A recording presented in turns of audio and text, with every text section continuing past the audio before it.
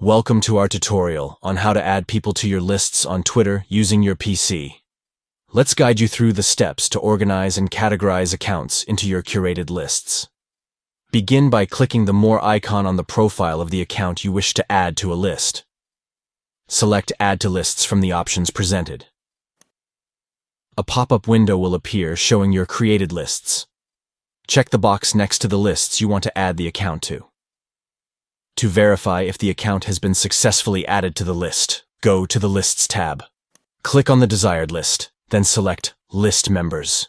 You will see the account listed among the members of that list. By following these steps, you can efficiently manage your Twitter lists and group accounts based on your preferences and interests. Thank you for watching, and we hope this guide helps you add people to your lists on Twitter. Organize your Twitter feed by categorizing accounts into lists for easier access and engagement. Start adding people to your lists on Twitter today for a more streamlined and personalized social media experience.